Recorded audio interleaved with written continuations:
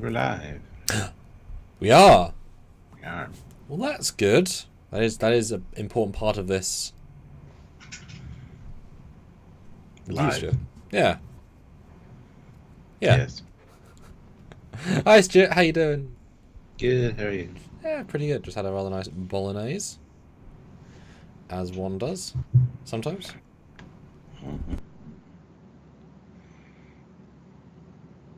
How are you doing? Oh, not too bad. Could be better, but Isn't that life, though? That be the life. Yep. So what we're doing today, oh Stuart, oh pal. I don't know. You tell me. Oh, well, we are talking with you all because we love the interactive type of lives where we have an idea of where they're going, but really, you guys are going to help craft the narrative as where we discuss, because this is ranking the most iconic, and does iconic mean best? That's up to you guys, right? Iconic Trek episodes of any of the shows, which could include the new shows, of course, and ranking our iconicness, which makes this list, in essence, a best of the best. So even if anything on this list was to get an F, it's an F compared to the best and most iconic of the best. So probably it'll be good, although you can have some bad iconics as well, or iconics that are bad and still be iconic. So there is a debate to be had here. So we're excited to see what you guys want us to talk about and where we place them, because it's such a sliding scale, and there will be some we disagree on because we both find different things interesting. Of course, that is the nature of the beast. So I'm very interested to see what you all want us to talk about and what me and Stuart rank. Yeah. Canon. Mm-hmm. Well, then, I'll start showing then. Go share. 20 people here, which is awesome. 12 likes. Let's get those likes up to 20 if we can. We'd appreciate that. The seeing the like button is a big deal. It helps us out immensely. So is super chatting, obviously. If you want to super chat in with your favorite episodes, it all helps out the channel and really helps us out. So we appreciate it all. So if you can, please do. Or share the video around to people you think might like it. Other Trek fans, friends of yours that are Trekkies that don't know about Trekyards yet, share it around. There's also a join button down there at the bottom. You can join us on YouTube here to support the channel monthly, or you can head on over to Patreon/Trekyards. It's the same thing. Again, it makes a big deal to us and helps the YouTube algorithms do their thing, and hopefully helps the channel grow. So we also appreciate anything you can do in that regard. But honestly, just being here and participating is a big deal as well. So thank you guys for being here. We appreciate you guys. Also, don't forget to check out the links down below. There are links to the Teespring and the TeePublic store where you can source yourself some cool Trekyards merch. And we do want to see you guys rocking that merch when you're out and about. We saw some at Vegas, and it was really awesome to see some Trekyards merch. So, yeah, that's where we stand with that. Anyway, so yeah, help us out in any way you can. Much appreciated. Thank you, guys. Anyway, yeah, so talking about best Trek episodes and ranking them this will be interesting. Last time we did something similar, we expected a lot of different answers, and you guys never mentioned any of them. So it's always good to see where people's heads are at with these things. So I am looking forward to hearing where you guys take us and where the conversation can go. And of course, if you disagree with one of our rankings, you can slide it up or down the scale, because this is community ranking after all. $5 super chat, you can move it up or down one if you disagree with our decisions. So it's all of us doing our thing. Or if Olivia puts in one that everyone disagrees with and wants to put down, that's up to you guys as well. Yeah. So yeah, iconic. I mean, that is such a broad thing. I've got some iconic episodes. You've got some iconic episodes. I'm interested to see if people put some less good episodes, because you can have iconically bad, right? Sure. Maybe. Yeah. Thanks, Captain Corgi. And also, guys, we'll be live this week, Tuesday, Wednesday, and Thursday, doing 3 rather interesting topics. And Saturday is the Drunkyards, is my girlfriend Marie's 30th birthday Drunkyards. She's agreed to share the love with you guys We'll be doing a few little things with that as well to kind of make it a bit more fun and game and fight a little bit or add some whatever. We've got some uniforms, etc. So come and join us for that on Saturday, celebrating the 30th, discussing Trek and Gate, and she's a big fan of Supernatural and Battlestar Galactica and Game of Thrones, and if you've seen NCIS, she likes one of the medical ones. You know. And yeah, so join us for that on Saturday. Celebrate her 30th, because, you only turn 30 once. Sure. Yes. Hi, Mark from the UK. Well, I'm in the UK too, of course. Aha. Okay, so we have 2 in the chat, so I will find the pictures for the second one. And Stuart can send the first one when he is ready to roll. So many iconic ones. Yes, I have to find screen caps for each one. Anyway, all right. So David, Area 51. I don't know why you changed your name, but anyway, $5. Starting off with yesterday's Enterprise. That is one of my absolute all-time favorites, for sure. And yes, hold on. I fucking hate slides sometimes. My God. Yes. But we love you all. Oh, that didn't, Captain. That's a great 10. 10 does make a difference. Sure, we'll go with that. All right, there. Okay. All right, so yesterday's Enterprise, one of my all-time favorites. I think one of the best episodes of Trek, period. It's definitely on the top 10 for me, just because there's so much Trekkiness involved. We got to see the Enterprise C. I wonder if it is a definitive top 10. I wonder if you could make a really strong case for actually a top 10. It should be. When we reviewed it, it got such a really high score. I think it got 10s from both of us, which is like one of 3 who've ever done that. It's like, I don't know if I got 10. I got like 9.8 or something. I'll have to go back and check the video. But pretty high. Yeah, absolute fantastic, iconic episode. Bring back Tasha Yar, of course. Get to see the Monster Maroon return, sort of, kind of, a little bit. The Enterprise C finally got an answer to what that looked like. Yes, this is the real Enterprise C. Proberts is fine and all, but this is the better one. Anyway, and just alternate reality stuff going on. Guinan being able to sense things. There's a lot to like here, and I also love the way that the C went down like a hero. Defending Klingon colony from the Romulans. I think that's really fantastic. So there's a lot to love here, and also the new uniforms, the new bridge on the Enterprise D, the fact that the Starfleet and the Federation are kind of in a corner right now. They're losing the war essentially in this timeline. It's an interesting take, and I believe Wesley was back in this one as well. I'm pretty sure. Yes, although not meaningfully, as he often doesn't come back meaningfully. Yeah, until he does in a big way. Well, yes. But yeah, so absolutely iconic. For me, this is an S tier, just right off the hop. So it's a great way to start. Thank you, Area 51. And normally you guys don't throw us S's straight out of the gate, but it's you guys can know the meta logic sometimes. Like, that's probably going to be super high. Yeah, for me, this is a chart-topping one for iconic, because I'll give my own version of what you just said there. I mean, there's only 6 Enterprises. It's the only episode where in a TV episode one's introduced, right? Every other one's a movie. And Enterprise D, but that's this show, right? So, thank you, let's exchange. We love you too, whoever you are. So it's like, to introduce another Enterprise, the only one in between, that's iconic by itself. Picard's speeches, he has several that are really excellent in this. Whoopi gets a properly good role in this. Often she's just kind of there or not there. This is a really meaningful, meaty role. The CG is actually pretty good. The beautiful work on the miniature of the sea, so that really holds up super well. The bridge, okay, not the best, but the vibe is awesome with the L-Cars and the team. Castillo's a great guest actor. Garrett's a great guest actor. She does a really good job, and is iconically sad when her skull gets ripped open. And it's iconic to see a moment where a character makes an ultimate sacrifice. It happens so rarely because, of course, these actors, stay with us, because you can't just keep killing them, right?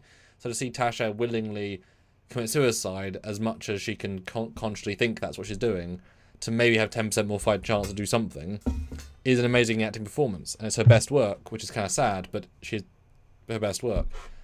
So yeah, it rings. I mean, this is the one episode that kind of saved the character as being, oh, she could have been great had you given her great stuff, but you didn't. So yes, I think for this one deserves an S for many layers of iconic. Yeah, I mean, yeah, another Enterprise, sort of definitionally iconic. Yeah, this one deserves top markings, and it is just one of the best, as you said. I mean, that does help. It's one of the most Trekky of Trekky episodes. Well, that's the thing. Yeah, it's sort of one we love. Alternate timelines and all the various things. It's not Measure of a Man, which is amazing, but it is its own thing. This is like kind of Star Trek. Yeah. It's not great Star Trek. Kind of Star Trek. Olivia throws in $5. Shuttlepod 1 was a cheap episode, but it was a good episode. It was. Good suggestion. That's a nice curveball. I like that. It's not really a curveball. It's one that I would probably suggest in here as well. I think it's great. It's one of those survival ones, which you see on a lot of different TV shows, and friendship building or bonding. And again, facing dire odds, not sure they're going to survive, thinking their crew is dead. And kind of commiserating over that, but to be saved at the last minute. And you forget that going in, they do think they're the last survivors, because that changes all context. That genuinely yeah, it's definitely a trope that's seen in a lot of different shows, and I think this one did a very good job of encapsulating what this kind of episodes can be about. You gotta love the acting from the two of them. I think it's really well done, and yeah, it's a total bottle episode, literally. But but it's fantastic, and there's different levels of Trekkiness. Like, some of these are really great stories and really great ideas, but to me, they're my favorite Trek episodes. This one is one I like watching. I will rewatch for sure. But I don't know if it'd be in my top 10 personally. For Enterprise, probably, but for all of Star Trek, it's up in the top echelon, but it's not that creme de la creme of the top 10. I don't think. Because of course you could just copy and paste this script into a BSG episode, it would work, or a Firefly. Yes. I mean, with almost no changes, it would be identical. Just pick which character you use, and doesn't detract from it. It's non-specific. It's just good TV, right? Yeah, and there are some other episodes that have the same kind of dynamics between two characters, but Here's one with Archer. Yeah, but at the same time, they don't think that their entire crew is dead or whatever. Like, that was a nice little cherry on top of this one. Yeah, which kind of changes the dynamic a little bit, but yeah. Yeah, this one's such an odd one because this is the one that an actor lives for. There's almost no special effects. It's pages and pages of dialogue. It's almost all of its character work. It's not, and even the stuff that's technical, a la, must fix this. All the inference in it isn't just day to day, gotta do this. It's like, to save our lives, to get us 2% more oxygen. It's all really characterful stuff you can put weight behind. And then it escalates. The episode is a they even go facial hair, right? They get stubble. That's really unusual. It's a very tangible feel to this one that, it's probably Reed's best acting performance, unfortunately, but he was never given a second episode. Can you think of a second one that gives him this much? Trip, he gets a good amount throughout, but this is probably Reed's best. He is very good in this, and again, same thing with this one. Like, you let him shine and they can shine. Iconic, though, is definitely one of the, let's say, 5 you think of for Enterprise, but I think this will get lost quickly in terms of overall treks. I would say C for iconic. Like, it mid to low mid, but you wouldn't jump to this over other Enterprise ones, but it would be a C. That'd be my vote for iconic. Yeah, and again, there's different levels of good. Like, this is fantastic writing and acting. And when you're picking out the best of the best, they can't all be like A or S. So yeah, I think C is perfectly fair for this one. This will be a super contrasty one where we're going to see as we go how these vibe. Because that's my gut straight away. But that's, this is top tier Trek, only getting a C. But it's top tier, it's already right there. Yeah. So we'll throw that down there at C. All right, what is next?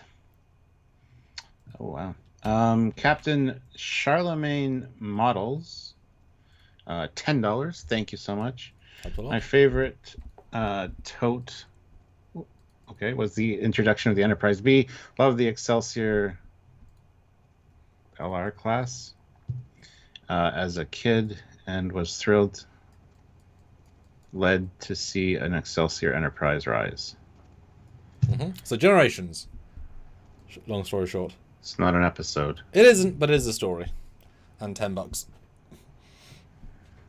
Thing is, Okay. are we quantifying the B bit? Because the B bit is not a big part of the story, even though it's a big part of the visual narrative. I didn't hate Generations as much as a lot of people do. I still enjoy the hell out of the Generations for multiple reasons. Seeing the B launch, I think, was a little underwhelming. Or at least whelming. It's like, sure, it's the ship launching. Cool. Um, Well, I'll jump in straight and say I'm going to say a B, which is ironic, because this film is iconic because they killed Kirk badly. Had they not done that, the movie, the crossover of the two characters is not very well done, and it's lackluster. It's only a small part of the movie. So I would say no higher than B, because I don't think a Generation very often. I know you like it more than I do, but they did not make this an iconic meeting between the two captains. They absolutely fucked that over, and so I think it shouldn't be. I wasn't going to put it high. Yeah, well, that's what I'm saying. B is it's definitely higher than Shuttlepod because it has to be, but I wouldn't say A. I'd say a B. B for Enterprise B. Yeah. Perfect. I'd I'd also stick with a B. I'd totally rewrite this movie. They're fired the chance. Well, you don't. So. Yeah. Boy, if I had time travel and a budget.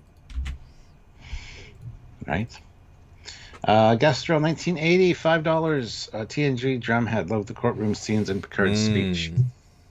Yes, Drumhead is one of those fantastic episodes of Star Trek without much Star Trek. It's like Measure of a Man. It's a great courtroom drama. It's got some really great writing, some fantastic acting, top level stuff as far as television goes. As far as Star Trek goes, it's like, okay, it's cool. It's always good to see a court episode in a Star Trek series. Is it Admiral Satterby? Is that the Admiral one that has a meltdown at the end? Oh, that bitch. I don't know. Can't remember. Yeah, I can't remember that. But yeah, this is a really good episode. We're very well written, and like I said, very well performed. It's definitely riveting. It's hard to like stop watching it once you get into it. But you'll learn about some racism issues with the half Romulan guy, and a few other little things come up like that. And yeah, the main lady in charge is basically going on a witch hunt, and she goes a little bit crazy. It shows the dangers of that kind of mindset.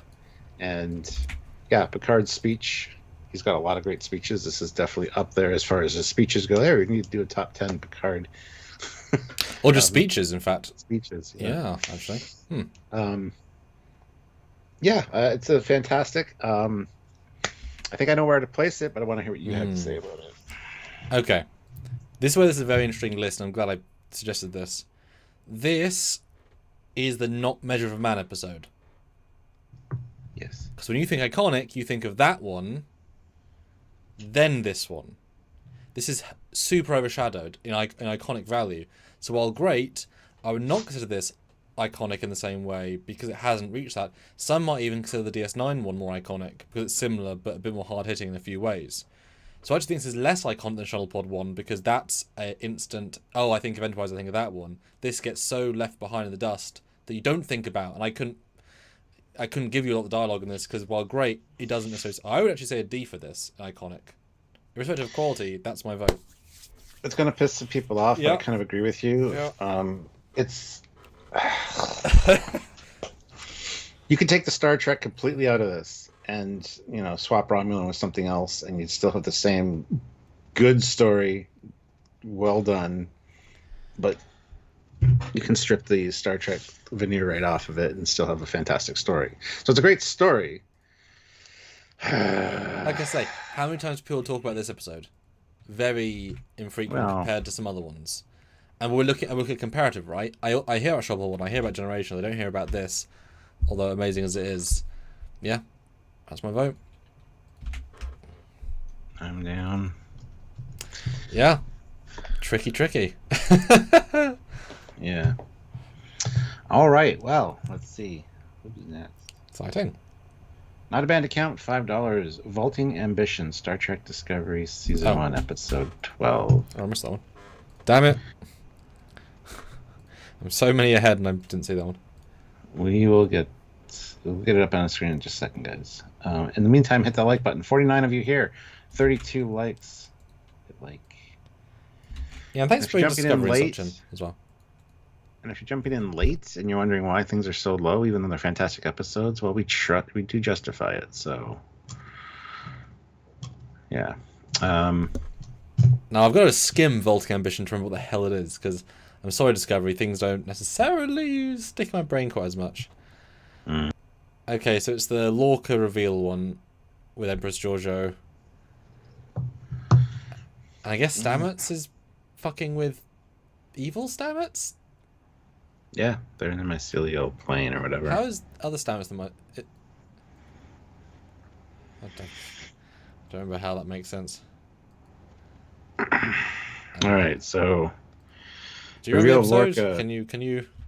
I don't really. No. This is the one though. I think where Michael Burnham holds her phaser backwards in the background.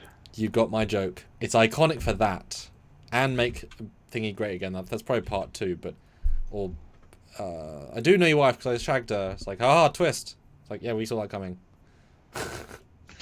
In a good way, right? It's like, that makes sense, but I don't remember enough about it, honestly. Except the phaser backwards. That could be part 2. I think that might be part 2. I think that's part 2. This might be the one where she kills all the lieutenants by the thing going around. I mean, a non-mean way. This is an F because we don't remember the episode compared to Drumhead. That said, there are some moments, but is that part 2? Because those few things are more memorable than Drumhead in some ways, but not for good reasons. But that's not what we're saying, right? Okay, let me skim. Okay, so they go to the ship, the giant ship. Lorca's going to be prisonered. Stamets is lost on my mycelial network for some reason. I have no memory of why. They met Giorgio. They met other Saru. Tyler Vok is there. She convinces the Empress she's not her daughter, I guess. And then the guard tortures Lorca. What's his name? Laurel has to get Vok's brain out of his... Tries to undo the thing. My seals are all destroyed. Lorca reveals it's bad. They realise that Lorca's the one that planned it all. Dum dum dum. End of story. Yeah, so none of the iconic moments in this episode. Not a single one we said is in this episode. Yeah, I'm going to F it. Yeah. F it. It's going to F. I do think Lorca's reveal is a really good, well-played moment, even though it's... You can see it coming, but that's not a bad thing. But the part 2 would be definitely higher. And in the scope of Discovery, yeah, this is probably up there as one of the better ones, but... Yeah. I had to skim. That's, Yeah. Jonathan Earl, $5. Star Trek Voyager episode Scientific Method. This episode let us know how valuable Seven and the Doc are to the crew. Yeah, super positive. Now, if I recall correctly, this is one where they're being forced to go a bit wacko because everyone's keeping them awake and like triggering all their brain power to wacko. And I think there are cloaked ships attached to the hull, or is that the... yeah. So you don't have a picture for this one yet? Well, oh. I guess I missed 2. All right. Yeah, living scientific experiments. This is the one. Yeah, cloak ships attached to the hull. Yes. Don't remember much else about it except they're not getting REM sleep, and as a result, everybody's going a little bit nutty. This is a good episode, but the premise is so straightforward. The dialogue is what's fun, but I don't remember the dialogue. Oh. I think the one there's two Voyagers that are similar that I think are more iconic. The one in, one out alien takeover episode. I think that's way more iconic. That's super memorable. And also the one. That's what I thought this was when you started talking about it. That one would be much higher. And the one where there's like sleep demons that are taking over and Chakotay has to stay awake, and there's the sleeping realm and the not sleeping realm, and really they're all in a cave. That's iconic because it's a good Chakotay episode. This one, I mean, I would also give an F. It's a good episode, but it doesn't hit home. Even though I do remember the premise and the resolution, but the middle stuff is what doesn't quite work. Iconic value. Yeah, I'll trust you on that one. I do remember it. Yeah. But yeah. See, we're fair. All right. Well, Dan Ben throws in £2. My favorite episode is TNG. TNG is in the face of the enemy. Troy. Yes. Troy is a Romulan. I mean, she does a fairly good job with the situation she's thrust into.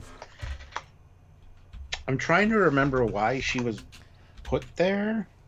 Because she looks / vibes similar to a Romulan who they can use her mental powers to help get through a negotiation. So the Romulan rebellion kidnaps her, makeups her so she can be a Tal Shiar agent to take over the ship. Or do it, and also there's something cargo hold to get through, so it's kind of a multifaceted. But yeah, her being telepathic will help. Yeah. Okay.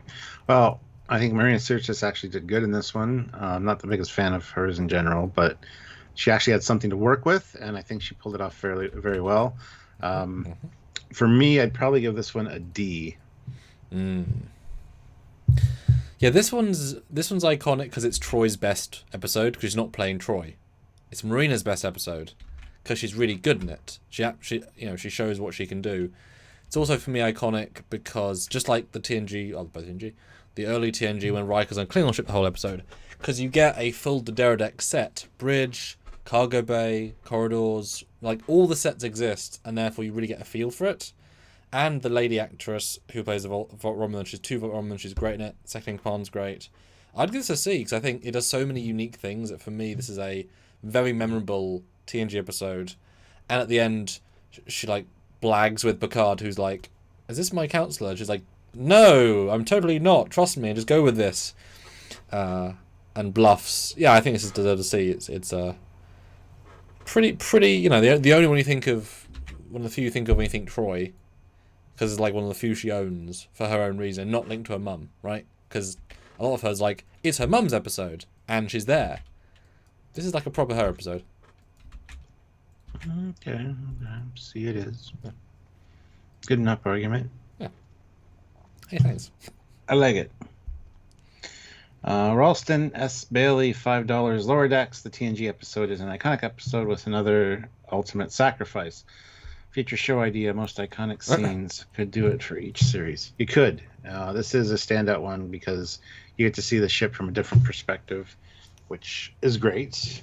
And having this character that was in a previous episode kind of come back and try to get some redemption for herself. Sure. And she does. I mean, the ultimate sacrifice, assuming she died, I still don't think she did, is great. You get to see a waiter hanging out with these lower deckers as well. And I think it's just a fantastic look at life aboard the ship. And it's a standout for sure in that regard. Because you don't see that. And that's one of the things that Discovery promised us is you're not going to focus on the bridge crew or whatever. You're going to see a different aspect of things. Yeah. But this one, I think, I love that it inspired Mikey McMahon, I guess, to do Lower Decks. But yeah, really good tie-in. And I love bringing in one of those characters that you saw once. You get to learn a little bit more about her. I think it's really well done. Yes, but in the same vein as Data's Day, the story is just being there, and then at the end there is actually a story, right? It's a day in a life, which is the whole point. Well, the story's going on in the background with the main crew, which you would normally see. They only see aspects of it, and like, what the hell is going on? And I love that it's such a big thing. I love that not knowing what the hell's going on vibe. Because I feel like if I was to summarize the episode, all I would say, remembering wise, is they play poker like the main guys, and then she goes at the end. Nothing else in the middle, because everything else is kind of general, right? It's not iconic. It's lovely small things, right?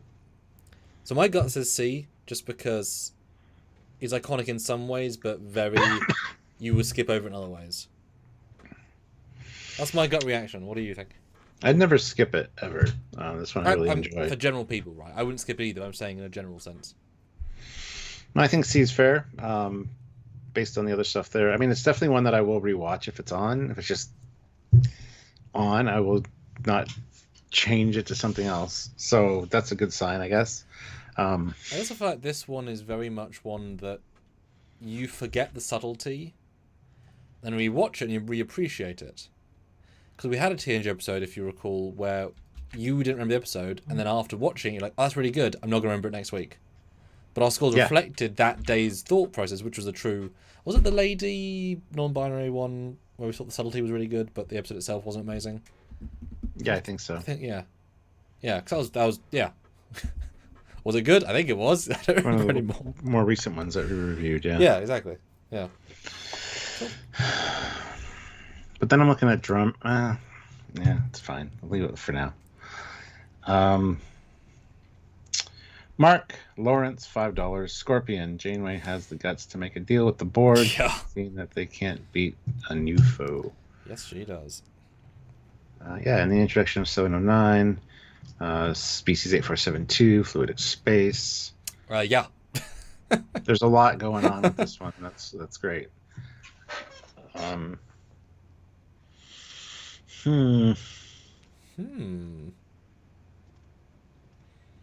I know where I want to put it.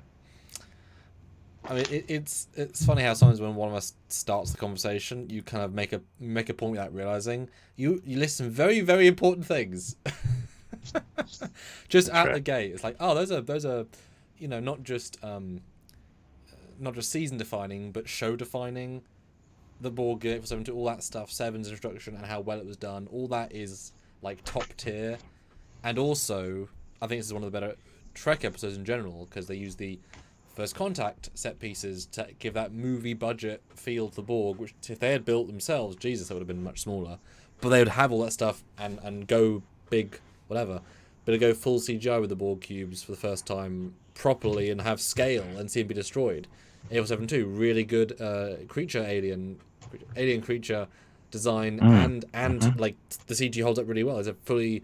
I think honestly this should deserve an S, because the amount of things in it that are iconic is a long list, and you would absolutely think of Seven's introduction.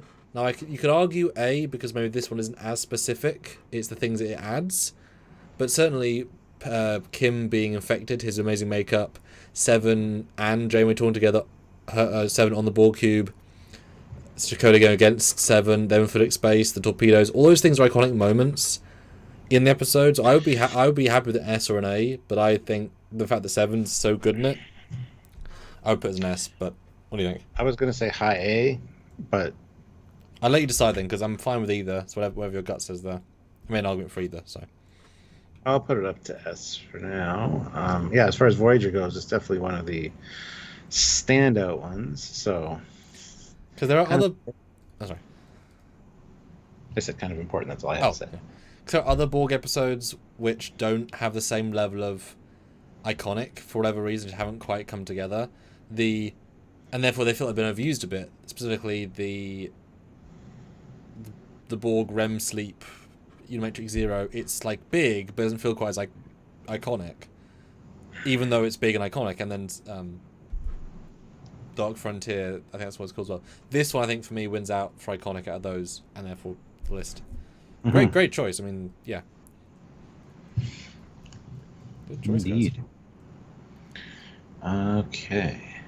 Oh my goodness. A whole load pre-prepped. Huzzah. Yes. All right. Sean Sullivan, €2. Shades of Grey. Number 1. Code of Honor. Close second. Told you somebody would do that. Yes. Take it away, Stuart. 8 minutes of story. Yeah. That's right. And intermingled with some really great clips from good episodes. That's not good episodes. To make it be a questionable, Yeah. I think the story itself, if it was expanded to a full episode, it could actually be pretty good. I don't know how to address it necessarily. Probably twists. A two-parter. Twists and plot. But this was not only a cost-saving measure, but also the writer's strike was on. This was kind of like we need something. Let's do a clip show, which Star Trek is not known for clip shows. I think they handled it fairly well with the premise. I do like the idea behind it, but I would have rather seen what wasn't going on in his head, which there's been a lot of other episodes like that, where it's like the patients, you see Beverly trying to solve a problem. I know this was Pulaski? Mm-hmm. Yeah. But I didn't hate it as much as I thought I would when we rewatched it to review it, but it's still an F. Gonna disagree with you there, Stuart. It's a G. So this visual is iconic. Yes. Because it's stupid, but also it's quite visceral, and the way they stabbed his head is actually an iconic TNG visual. That alone should be a D, because it is iconically not good. You remember this one for all the wrong reasons, and this visual always will stick out to me for various reasons. So I want to go D, because it is actually more iconic than not iconic. I figured you'd say the opposite. That's why I said F. But hey. No, this is an iconic visual for TNG. Yeah. Dan Ben says it's iconic for being the first clip show in Trek. Oh, it's also the last episode with Pulaski, isn't it? No, it's not the last episode of the season. It's near the end, though. Yeah, it is right near the end. Hold on. No, last one. Yeah. Is it really? That's one song. Slow clap for quality. Ransk, you put in a TOS one. Thank you, that's awesome. Yeah, no TOS yet, guys. I mean, there's been some great ones so far, obviously, but like TOS, guys. Yeah. We had Load X, we had TOS. Goodness. Where's those TOS fanboys? Apart from Stuart, who's right here. Hi, Stuart. Hi. So yeah, are you gonna agree with me in that? Well, does it look like I agree with you? Yes.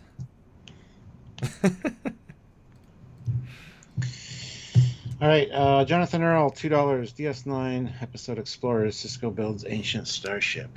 Yes. Yeah. It goes a little bit cuckoo. Is there a picture for it? Yes. Oh, so ahead that it didn't go through. Hold on. Now, if you put another picture on top of one of the other pictures, it just replaces it. So. Oh, okay. Hold on. Where is the picture? I don't know. But yes, this is when Cisco. Oh, it didn't actually screen cap. Oh, that's weird. This is the transition from no beard to bald, because this is hair and beard and attitude. Yes, he's more that swagger that he has later on. It's also a really touching episode with him and his son doing this adventure together. And also, I do love the ending with the Cardassians. Like, oh, how ironic! We just discovered some ancient ruins that kind of prove that this, because they knew, they just didn't want to admit, right? Even the fireworks at the end with like the Cardassian ships. It's like, congratulations! It's a nice episode. We're not going to invade you in a couple of years. Don't worry, it's all fine. It's iconic, I guess, for a few reasons. But as far as, well, what do you have to say about it? That's where I'll go with that. Because I enjoyed this one. I can't remember what the subplot was. I don't think there really is much of one. Yeah, as I was skimming, it was something on DS9. But I didn't get anything specific. Yeah. But yeah. Yeah, this one's tricky because the concept is memorable. But it kind of doesn't go beyond the concept in terms of iconic for me beyond that. And as you said earlier, this could be any other show. Replace it with any other aliens, and it would work. This isn't instinctively Star Trek, even though it literally is Cisco's on a Bajoran thing with Cardassians. You could easily make it Gould with a Asgard with. It'd be really easy to swap. Not diminishing from it, but it is that. I don't know. It's tricky because it's specific, but I wouldn't necessarily say it's iconic DS9. I don't know. Where are you gonna vote? Because it's. I don't know. I think it's very seaworthy. Yeah. I'd I'd say low C, extremely high D.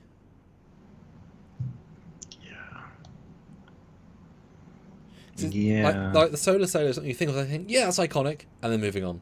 Like, there's no second thought with how iconic that is, right? Dave, you can look at any Trek episode to swap things around. I mean, Enterprise C would be difficult. You have 2 Enterprises, and Picard, and Guinan, and there's a lot of things you got to replace to make it make sense. So, the Scorpion, that's a lot of things. A ship in the Delta Quadrant with the Borg, with the episode. A lot of things there to replace that they're quite specific to Trek and legacy of Trek. So no, not quite. Yeah. Thank you, Jonathan. We give reasons for why we rank them where we do. Yes. Personal preference. I mean, you might think Drumhead is the best episode of Star Trek ever. I wouldn't, because it's lacking a lot of Star Trekiness. And I know somebody earlier said it's got ethics all wrapped in a sci-fi premise. Yes, it does. So does a lot of other shows. You could interchange the Star Trekiness of Drumhead with anything. And for me, this is iconic, not quality. Exactly. I'm still maintaining this is like, you think of these or show defining or talked about among fans, or there's different criteria in here. Yeah. All right, Olivia, $5. Lower Decks, Season 3, Episode 7, the only episode that made me ask, what the fuck did I just watch? This Stuart's favorite. He sees what hamper shit. Yes. It's a good episode. Don't get me wrong. I said so at the time, but you also hated it though. It was a great. I did, yes, because it's Avatar. Yeah. Mixed with Dances with Wolves. Yeah. Mixed with a little bit of Lower Decks at the end. And it's got Peanut Hamper. Again, a fantastic story. It's Dances with Wolves. It's iconic for Peanut Hamper, I guess. I mean, this is a race that has space technology, and it's long since hidden and forgotten about. And Peanut Hamper, falls in love, but not.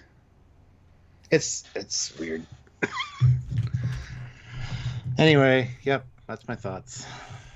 Yeah, this one's really tricky for me because I remember reviewing it and enjoying its ridiculousness and the balls it took to write that and all those many things. This was such a knowing episode, which you can't often do in Trek because you need to, get fan love and fan reaction or fan hate if you want to piss people off with certain things we do, which they do as well. But iconic, I wouldn't say this is memorable because you don't think of this one when you think of her story. You think of how she is a dick to escape the first time. This is great, but I don't think of this one almost ever, even though I like it a lot. No, I think for Lower Decks this would be an F for iconic. I think even though it's great, I don't think about it enough to be iconic. Like, it's so cohesively good that it doesn't stand out in a way that it could to be iconic. I don't know. Yeah. No, I thought I was going to go with that, but that's my gut reaction. It is a standout in the fact that it only focuses on Peanut Hamper, essentially, that planet. The pseudo screw doesn't show up till the end. You don't see their search for, So, yeah, unfortunately, I'm going to put it at F. Yeah. Sorry. Hey, I mean, that's a crazy low place. That's a crazy set of people and shows, I should say. Dan Ben, £2. My favorite episode of Enterprise is Silent Enemy. Okay, wow, early. Very early. Which one is silent enemy? It's the weird face archer one. Because it's at the top. Oh, okay. Yes. It's fine to pick a summary visual for these. What happens in this? I don't remember this specifically. That's a good sign. Silent enemy is the one right at the start. Right at the start. Where they are trying their phase cannons. And then the phase cannons accidentally blow up an asteroid. Like a whole thing. Because there's an alien entity that like in their computer and is actually using part of it attached to the systems that allow it to like supercharge the phasers, which is awesome. And then the ship that that has that tech on board comes to get them and then like attacks them, and there's some horror moment which I skimmed, and at the end they're like, we can't fight these aliens because they're really powerful, but if we use their own tech against them, the overload device that we used, they've then used that over the phase cannon to then disable them enough to win and barely survive. Cool. Doesn't ring any bells. Fair. It is episode... what was it called again? Silent Enemy 12. Silent Enemy. Episode 12 of Enterprise. Season 1. Mm-hmm.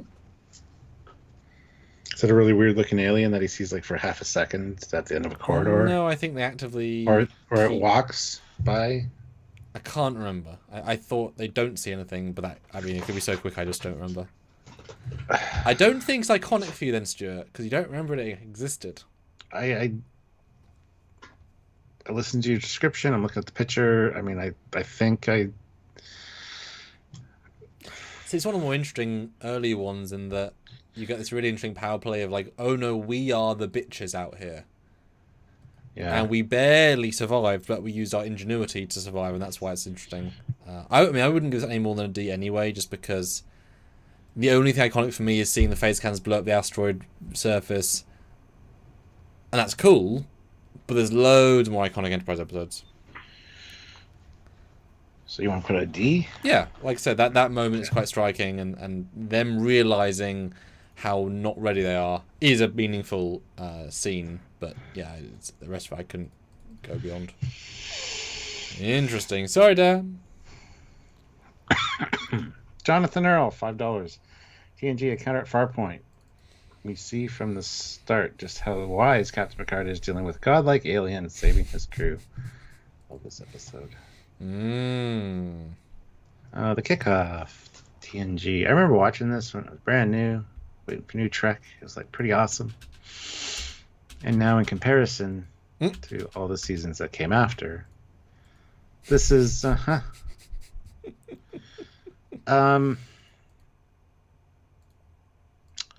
yeah, a magic space jellyfish that is being tortured and starved essentially to create this lovely outpost. And then Q shows up, of course, to put the crew on trial, and the big force field that the Enterprise runs into. And there's a lot of iconic visuals from this, including Q in the judge's chair, essentially, floating in. Crewmate getting frozen at the helm. Tasha getting frozen. Yeah. I feel like you're trying to reach a bit here. I am. I'm looking for things that... I know, Stuart. I know that, man. First time we saw a sauce of separation. Yep. With a very long sequence and very iconic music. This is a scene with music. Da, da, da, da, da, and then we get turn. As the thing goes. It kicked off TNG. I mean, hey. Stuart, this is an iconic one, right? Let's be honest. It might be good, but it is iconic. It's iconic for the overallness of it. It sets up so many things. It is, every character has a moment, be it the stupidity of Tasha's in the cave, I sense pain, or Data's whistling, or Riker's. There's a couple of small ones. Not having a beard. Not having a beard. There's a couple of small ones for Riker. I don't know which one to pick, but I guess talking to Picard about his first meeting is kind of sassy and not so great. Picard's courtroom. Q's courtroom again. Honestly, I'd say it's iconic as B, because while not being good, it is iconic. And people are not going to forget this episode. Used to be for the right reasons, then it morphed for the wrong reasons, and now it's mostly the wrong reasons. But I think B. Yeah. Yeah. I was thinking B myself, so yeah. Yeah. God, guys, these are some great options, guys. You really are throwing some wonderfully diverse things. I love that, Stuart, because these are all independent people with total control of what they do, and they're actually throwing some really, really different options. Good options. Very nice. All right, Jonathan Earl, $2 Enterprise episode Dead Stop. Love it, fun to watch. Yeah, it's one of my favorite Enterprise episodes, honestly. Yep, I would agree. This space station that is repairing their ship for, well, basically for trade. It wanted deuterium, something like that. Something really basic, because of course they're lying, which is fun in itself. But also like taking crew members or like personnel from other starships and like feeding off them. It's also at the end. I really like the end because it's very much reminiscent of the movie Christine, where like the thing is destroyed and you see like it start to repair itself as they take off, and you're like hoping it comes back at some point. This is a fun one. I love the mystery. I love the hologram of the Enterprise showing all the repair stuff. Like there's some really cool visuals in this one, and also horrifying ones with the people suspended and having their energy siphoned off, and the arm that comes out and starts repairing the ship. And then there's this is one of my favorite Enterprise episodes, and this is early on too, isn't it? Like No, it's right in season 1. Is it? Okay. Pretty sure. I'm skimming so much in this to get all the images. I did see them all. Doesn't matter what they are. Let's remind ourselves. I believe it is season 1. It might be. Oh, it might be season 2. Season 1 and season 2 are kind of so vanilla, blend together a lot. Yeah. Which is not a good thing. I could season 2 personally. Well, it's after they get. It's after Minefield because they get blown up. Yes. Yeah. Yes, it's season 2, episode 4. After Minefield 3. Shall I go? That's it. Yeah. Yeah, this one is one of those ones that feels like a season 4 episode of how well it is done versus the time it was made. Like, this is them with a really good idea, done really well. Lots of people have some good acting chops in it. Now, I will give you a little behind-the-scenes factoid about this episode. The station in the show CG files is labelled, because it has to be labelled as something, as a Tellarite station. As before Tellarites appeared. So that's what they officially called it in-house. Does it make sense? Nice. No. But that's what they called it. There you go, fact file. No, this is a really good episode. It is probably one of the most memorable of the first 2 by a distinct margin, and not for like the one before this. Romulans! This is its own premise, right? Yeah. And I do remember watching this first time, and I remember loving the fact that we as the audience were so far ahead of them in terms of tech. Replicators, it's easy, and they're like, it replicate, and it's so fun to see that's how they could have done the old school stuff more, and they didn't quite have that. Oh god. There's personal bias here. If you don't like Enterprise, if you're not saying Enterprise, this would not even be on your radar. If you don't like Enterprise, you wouldn't give a shit either. But this is one of my most iconic Enterprise episodes because the ending's great, the reveal's great, and the pacing's great. Where do you want to put it? Because I feel bad either way. Both my ideas I feel bad about, but personal preference.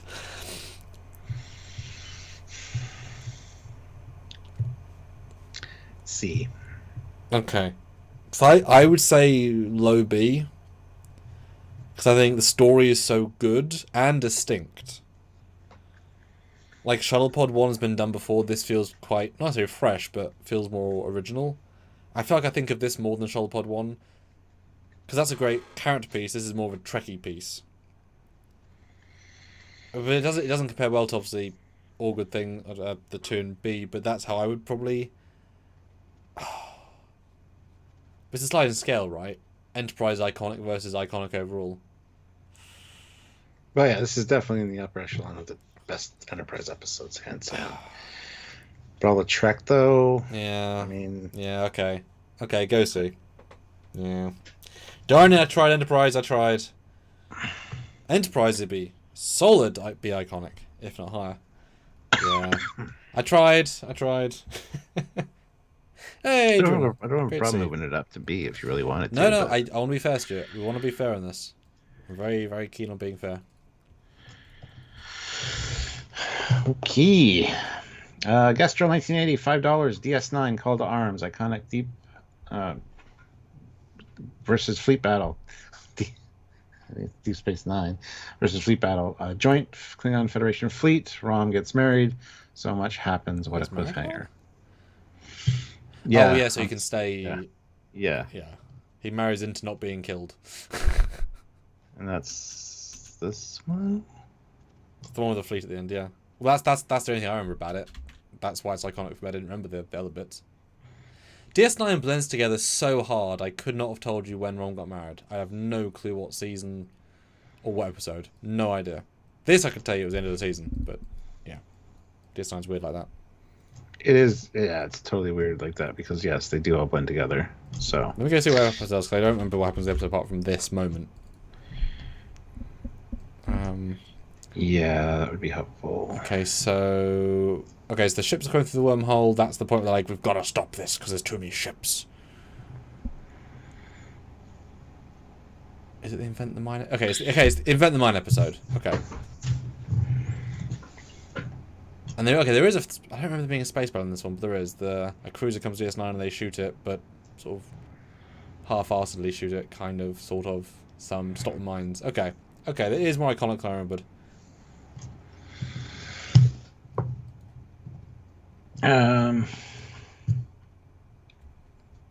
That's a good camera motions.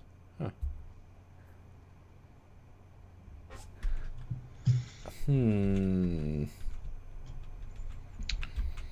to remember other specifics here. Anyway, yes, it's a good one. I would say probably an A tier because it's Deep Space Nine. This is when things are really kicking off good and firing on all cylinders. We don't have anything in A. So I both agree and disagree. That end moment is like an S iconic for me.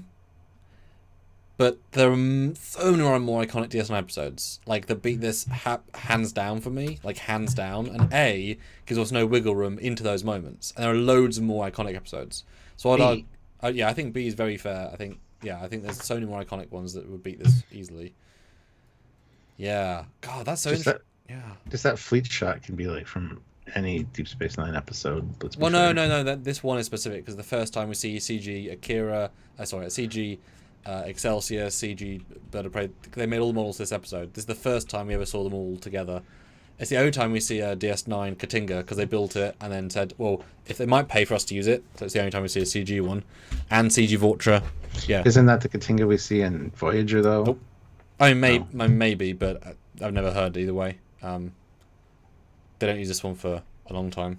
But yeah, this is the moment where it's like, oh no, we can do fleets now. There's the first fleet shot ever that's like, oh damn, man, that's really got me on that one, guys. That was tricky.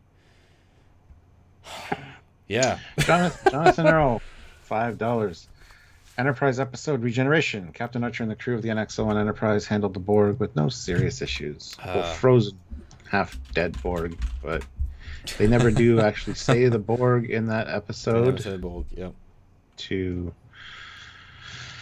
not have any issues. That's all that matters, saying the word. This was a fun episode. It kind of was like, oh no, they're kind of breaking the universe a little bit here because we're not supposed to know about the Borg. But I think they handled it very well, and it was pretty terrifying to come to the realization that the Borg from First Contact survived. Yeah, and were frozen, but then they steal one of the ships and start modifying it and get faster and faster and faster and pulling away from the Enterprise. They do get away, don't they? Or do they get destroyed? No, they get destroyed right at the end. Yeah, because this would have alerted the Borg to the presence. They sent out a signal though, and that they retcon that as a possible. That's why TNG Borg come because they said in about 80 years that message might appear. That would have been a possible out anyway. Yeah, I think it was a fun episode. Definitely iconic for Enterprise, but as far as Borg episodes go, there are much better ones. But this is an interesting premise. I don't know. Iconicness, I'm not quite sure where to place this. But I also hate the fact that Phlox comes up with a cure for assimilation. Which in like a day. The TNG medical people have no idea about or can replicate. All right, well, it's got some issues, but overall, it's a fun episode for Trekkies. So, yeah. What are your thoughts on this one? So this is a standout for Enterprise, but that quantifying note is the only reason that I'm saying it, for Enterprise. Had this been a season 4 episode as a 3-parter, they would have nailed it so hard to give it the time and depth, to give it wiggle room. This is such a vanilla episode when you consider the premise. And it would have been much bigger and deeper, because they are unwinnable foes from First Contact, the most advanced Borg we know, from a Queen's personal cube. Yeah, that's true. No ifs or buts. These are the Borg from that place with the future knowledge and whatever. And yet the episode they have to nullify them so hard just so they can do the story that it feels so. Oh God, what's the where you go into like some football thing and you get a thing that forces you to be on a lower tier because you're so good. Handicapped. You're handicapping the story so hard to make it happen. And then, like I said, forcing other things. So, if it had been season 4, this would have been one of the best ones. Like a 3-parter with the Borg, you could build a proper bridge set. You could have had some really diverse things. But the fact that it's season 2, they're trying to get views, but it's something big and they can't realise it.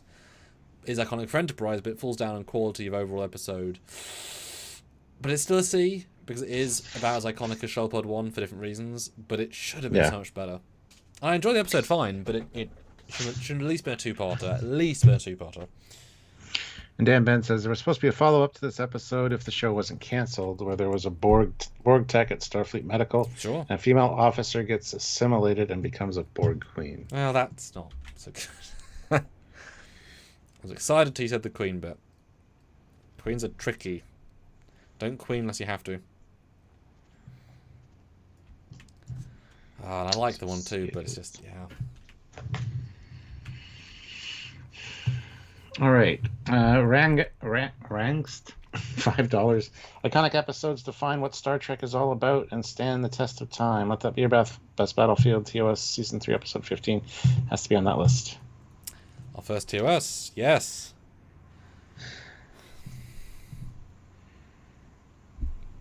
Some not so thinly veiled racism issues. It's not great. Yes, I agree with your comment that it's, define standing the test of time and iconic episodes that define what Star Trek's all about, blah, blah, blah, blah, blah. And yes, this does. Those faces are very recognizable. You could show it to any Star Trek fan and be like, oh, yeah. But they wouldn't know necessarily the title of the episode or... I don't. What's the plot about? These two want to kill each other. Their planet's decimated. Kirk has to babysit them. Decides to drop them off their planet so they can kill themselves. Cool. There's not much going on. But look, Stuart, face paint. I know. Don't these people have mirrors on their planet? Because every time they look in the mirror, they see their enemy. But hey, it is what it is. Sure. It is iconic for the reasons you said, but I can't rank it high at all. Even in the realm of TOS, this is a stinker. It's also a shorter episode because there's a lot of wasting time. Kind of like the Omega. The one was with Lazarus. That's a very thin plot that they flesh out with visuals and him running around the ship and just to get to the runtime. This is another one like that. But face paint's expensive. Anyway, that's my thoughts so far. What are your thoughts on this one? I haven't seen it since I was like 10. Gotcha. So not a lot of thoughts, but this is a 60-year iconic visual. This beats most of TNG's visuals in terms of iconic. So it's got to be an A for that one reason. As a visual. Episode As a visual, yes. Yeah. Episode wide I can put down to a B, but this is going to win the the icon race for visual. And 60 years of being iconic. 3 times length of any Enterprise episode. This can't get higher than a D, dude. As far as iconic Star Trek episodes go, well, maybe a C. Okay, they should. There you go. Okay, for C, just for the visuals. But what was the story about, honestly? Racism. You said it so well. Well done. I know, but what happened on the Enterprise? Look, what happened to Shuttlepod 1? They get lost and drink. It's a simple Shuttlepod story too. 1, they think they find the wreck of the Enterprise that was supposed to come and pick them up on the asteroid. So oh no, the Enterprise is destroyed. So we only have a certain amount of air. There's nobody coming to pick us up. We're gonna die. Let's have some. There's a lot more I could tell you about Shuttlepod 1 than let that be your last battle. T'Pol, she's very nice. Got a nice bum. Mm-hmm. Yeah, I heard that somewhere. Maybe in Shuttlepod 1. I'm gonna put this as a C. It's a tricky one because it's super iconic, but yeah, episode-wise, but that's sort of similar, not quite identical, but to the DS9 one.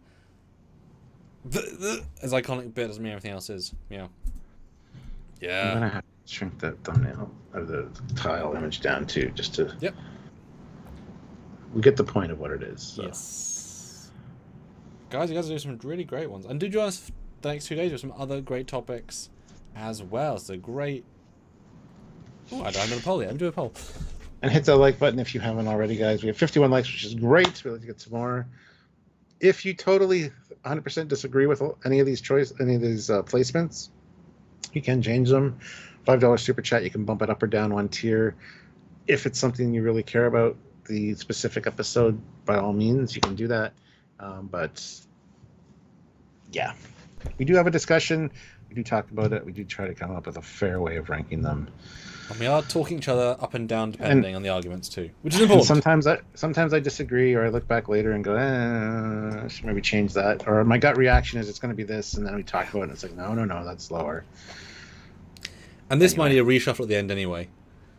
Now we've got some really, you guys have an amazing job, some diverse as hell bits of Trek content. I'm really enjoying this. But the poll is up. Which has the most iconic episodes? TNG, TOS, Voyager, or Deep Space Nine? Yeah. Okay. I don't know what the right answer is there, so I'm interested to see what you'll think. All right. Next in the tremendous lineup. Oh my God. Hold Hold on, there we go. I forgot that one had there. Sean O'Sullivan, €2. At CF condolence is not the same as irony. Oh, you're talking to somebody. Okay. Thanks for the support. Mark Lawrence, $5. From my daughter Valentina. I have no bones, yet I must flee. This episode she's shown to friends and they love it. Moopsie, cute but dangerous. Do you need to know which one that is, Stuart? Or are you fine finding the picture? I'm good with that one, yeah. Okay, good. I'm glad. So yeah, humans in a zoo. Mm-hmm. And that's it. That's the story. Yeah, just trying to remember, why are they there? The humans are being. No, well, I think they're helping to fix something, and then they talk about how is there a human installation, and there is, with those two annoying people, and the two annoying people let out the Moopsie, and the Moopsie then eats everyone else because it's a bone eater, and then they get into the bridge, which they think is a closet or something like that, and they trick it by going into a vent, and they leave again, and then they go, humans the worst after all, and then it kills the leader guy. Yeah. Oopsie. It's not that iconic, Stuart. This is iconic. The episode is not iconic. This This is like the racism episode. It's not iconic except for this one thing. And we should just do iconic Star Trek things as a list. Yes. Because Moopsie would be up there much I'm higher buying than it's that going to down. get placed right now. Yeah. Iconic Star Trek visuals. Because then the black and white would then will be higher. This will be a C. Oh. No, I think I disagree. Because the least black and white has been 60 years. This has been like 2 years. Yeah. It's a D? Yeah. Because those people have also haven't watched Lower Decks. Who wouldn't even know what this is. And this could be any race from anything. Yeah, I think this is a D. Sorry. That's fair. Oh, it's fine. Take it up with Mark's daughter. And the plushies that we know he has. I'm so sorry. Kaya Wong, 5 pounds. The Siege of AR 558 shows the reality of war. All right, you can talk about this one. Go ahead. Great episode, but the whole thing falls apart because they don't just put on beam, multi-spread beam. What's it called? Wide beam. Yeah. So once you realize that, you can't take the episode seriously, and it feels like a farce. And then the drama just seems silly. It's like an episode of one of the shows where it's like shields down to 54%. And they say 54% the whole battle. It's like, well, no, they didn't, did they? It just takes away the tension. So it's great, but it broke itself inside the logic. And also it's too dark and too up its own arse of being gritty. It achieves it, but again, it doesn't excuse the massive plot hole. It's an episode of MASH wrapped in a Star Trek skin. Very dark episode of MASH. With the guy from they do kill the kid from Lost in Space, though. He's in it. Yep. Nog loses his leg. That's iconic, but that's what happens with him that's iconic, not him losing it. But there's so many issues with this episode. Yes, I understand from a military perspective, it does show the harshness of war, but I hate that they replace power packs for... They're just basically... This power pack is equivalent to 16 bullets in this clip. No, that's not how phasers work, first of all. Would it be like 1600? Well, 16 for a handgun. No, I mean for a phaser. Wouldn't that be 16, like hundreds of shots? Exactly. That's what I'm saying. Yeah. Like, you can't do that. We're running out of power. Fuck you. No, you're not. You only run out of power when the script demands it. It's trying to turn warfare, like I said, the either Korea or Vietnam into a future setting. Yeah. And it doesn't fucking work. Just set your goddamn phaser on wide beam. Take out all the people that are running at you. You've got more than one phaser rifle. Stuart, do you remember that time in TOS, a phaser as big as this took out a building? Yeah. Disintegrated a building. Yep, they downsized. So, I get why people like this. I really do. For me, I've never liked this episode. For multiple reasons. I enjoyed it a little more the last time I watched it, but overall, it just doesn't do it for me. It's a little too dark for Star Trek. Yes, I get that the war is bad, okay? I knew that already. Don't need to watch something that makes me feel like absolute dog shit at the end of it. So, iconic, maybe for all the wrong reasons for me. It's a fine episode, I guess, if you're a warmongering kind of mood, I guess. But it's just like one of the more serious episodes of MASH. I think it's probably exactly was a MASH script at one point. Phyllis? What do you mean? Changed everybody. Oh, okay, yeah. Yeah. Anyway. But also, this is one of those very few, let's be honest, truly standalone memorable DS9 episodes. In the late game, right? There's not very many of them. That, like, I know the storyline. That is the storyline. There's not that many of them. Iconic, though, I mean, DS9 is still not the most talked about Trek. And this is not what I hear talked about compared to the fun ones. It is talked about, but only with hardcore DS9 fans, I'd say. But I would say my limited experience. I've been 10 years of Trekyards, right? So I've got a bit more experience than most in talking to Trek fans, I suppose. Well, the next episode is Under a Paper Moon, which was with Nog, and I think that's more iconic. I would agree. For dealing with the loss of a leg, and that one, like... I would say this is iconic as Shuttlepod 1, because they both are very focused on a thing, on a style, and they fully go in on it. I would say it's easily a C. But yeah. I have no problem with the sea, but I've never liked this episode. you never forget for the death of your... No? For the death of Nog's leg. I just can't watch it seriously with the phaser, because any one beam should be a win. That's it. Like, that's, you know. And it's sad, because all we have to do is write in that the Dominion disabled... It's like, there's an episode where the first Wayne episode, where they actively say our phaser useless because there's a jamming field. Done. Mm-hmm. Yeah. That's it. Just do that. It's easy. But then you want that massacre sequence, which doesn't work if you haven't got phasers, so...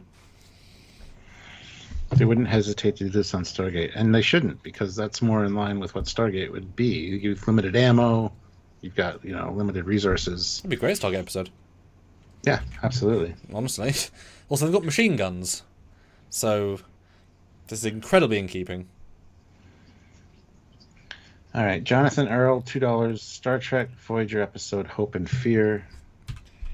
Is that the NXO one? NXO Daedalus, yeah. Dauntless.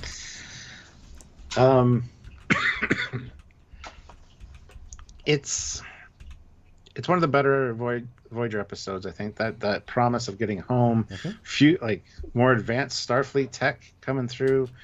But I hate that it was the NXO one or the NX1, whatever it was. It was before the NXO one was a thing, okay? It got there first. I know. I'm just saying. Is Artemis? Is that his name? Arcturus? Something? Anyway. Yeah, the bad guy has good motivations for doing what he's doing, I guess. And I love that they... We're all good, but... Well, I love that they buy into it, and it almost works because of that just temptation to get home. Iconic, though? I don't know. I hate the freaking Dauntless design. So it's got that going for it, I guess.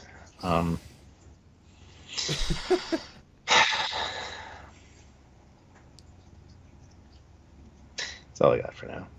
Yeah, this one we'll have different opinions on for all the obvious reasons, because I love this one. This ticks almost every box for me. This is one of the better We Could Have Got Home stories, because it entirely plays with the audience. It fully suckers you in until the last third, with a very believable ship, a very believable bridge, a very believable friend character. They commit super far into the bit. Slipstream, really well done. And then the twist happens that they have to leave their ship to get home. It'll take a few weeks, it's fine, but that's it. Voyager's left, which also means Seven has the, her big moral of, do I stay? Can I go to Earth next week? Do I really want to be there? Do I stay with Neelix? He wanted to go, actually. That's the whole thing, which then leads to tension between Seven and Jeremy. You get proper, end of season resolution of, is she really part of the crew with the Borg, because she could go home, and actress asks, I'm going to the Borg, right? And it's the bittersweet, of course. His last of his race, we think, to be assimilated, and also this gets Voyager past Borg space. It ends the Borg arc because Slipstream, they do a quick jump, gets them past, and they don't deal with the Borg again in a meaningful way until they actively come after them. So it's the end of the arc as well. So I think this is pretty iconic for Voyager. It's a giant fuck you to get home, a really nice relationship for me, and Janeway and Borg arc. So where would you have put it? I'll say where I've put it. But we are muted. I know, I'm thinking. I would probably put it as a for me. I think I'd say D. No, it's a great episode of Voyager because it's focusing on what they want, is to get home, and the fact that you find out this backstory of this guy that's been wronged and he wants to take it out on them, but he acts so nice. It's so well crafted. Right. Yes, I hate the ship design, but that's not going to influence my decision. Damn, it's at least an A for me. I always feel like I always underestimate Voyager sometimes because I'm so biased. I would vote a B for this because it's a happy B. I think there's way more iconic Voyager episodes. It's one of the best ones, but I don't think it's iconic in the grand scheme way that some other ones are. For example, even Message in a Bottle is more iconic because Andy Dick is a tremendous guest star. People remember it for that one, for him, and their chemistry, and that's more iconic. So I'd say a very happy B would be my thing. Hey, if you want to do A, I'm not going to fight a Voyager A, but Yeah, I'll put it at B. I just we need to get an A for Christ's sakes, man. It's not our fault. Well, Kyle Wong, £5, DS9, and the Pale Moonlight, best lines. S. Okay. Yes, this is an S. This is my favorite episode of Star Trek, probably hands down. But I also have to say something that I said about one of the previous ones. This is just good intrigue. This could work in a multitude of other shows. The same story, the same premise. You could take the Star Trek skin right off of it. And yes, it shows that Sisko will do anything it takes and, suffer on his guilt as a result. But yeah, this is one of the most iconic, best episodes of Deep Space Nine, hands down. But I think of all of Star Trek. A lot of Star Trek-isms in it. But I just want to be fair and say that, like with some of the other ones we're going to talk about or have talked about, you could literally use this exact same script, change a few things, and it would fit in so many other shows just perfectly. It doesn't need to be Star Trek. But Sisko, Avery Brooks, is what makes this episode so great, and Garrick. Yeah, it's easily an S. So why I jumped to an S is because it's a fake, and the morality of him transcend anyway beyond. Those are super iconic, because also this is the equivalent of Janeway dealing with the Borg and making a deal with them. It's so unthinkable that many people say it's a war crime, because it kind of is. But it's them, the goodies, making some horrible choices to help save the crew in the quadrant. Like, he's terrible for this, but you understand it. Same with when he tries to genocide a planet of Marquis.